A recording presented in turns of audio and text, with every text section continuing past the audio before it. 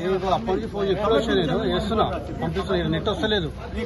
అయినా కూడా నేను క్షమాపణ చెప్తాను, నాకు సంబంధం లేకపోయినా రమేష్ నేను ఎవరికే లేదు ఫోన్ కూడా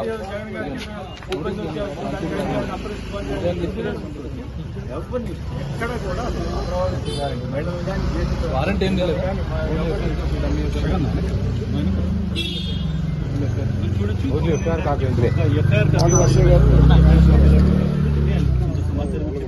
పరిస్థితి చూస్తున్నాం. బట్ ఒక జర్నలిస్ట్కి సంబంధించి నేను చాలా క్లియర్ గా ఆయన 70 సంవత్సరాలు ఆయన వయసు సీనియర్ సిటిజన్ 70 సంవత్సరాల వయసులో బయట కూర్చోబెట్టారు అనేటువంటిది సెక్షన్ చూసుకుంటే మనము ఆయన మీద కేసు అయింది. ఎక్కడంటే రాయపూడి గ్రామానికి సంబంధించినటువంటి తుళ్ళూరు పోలీస్ స్టేషన్ సంబంధించినటువంటి కేసు ఇది.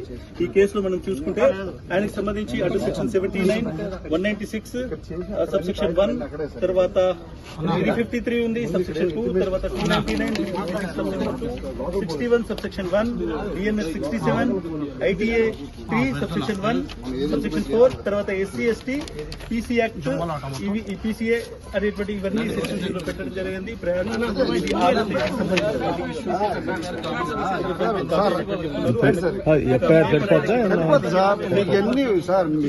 రండి సార్ సంబంధించి మాత్రం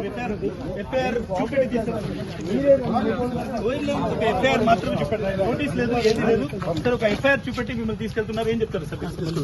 నాకు తెలియదు ఈ గొడవ ఎఫ్ఐఆర్ మీరు తీసుకెళ్ళొస్తా తెచ్చివారనుకుంటుందా ఏం తెలియదు. పోలీసు రాజ్యం నడుస్తా ఉంది, కానీ వీటిది కాదు, వీరు చాలా మర్యాదగానే ఉంటుంది. పోలీసు రాజ్యం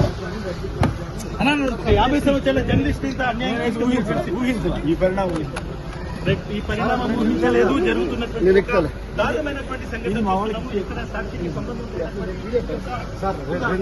అపవాదులు అట్టగట్టి కేవలం కొంతమంది వాస్తవాన్ని పూర్తిగా మీరు కోఆపరేట్ చేయాలి సార్, మీరు కోఆపరేట్ చేయాలి ప్లీజ్, మీరు కోఆపరేట్ చేయాలి ప్లీజ్. ఉండండి ఇప్పుడు దాకా తీసుకున్నారు.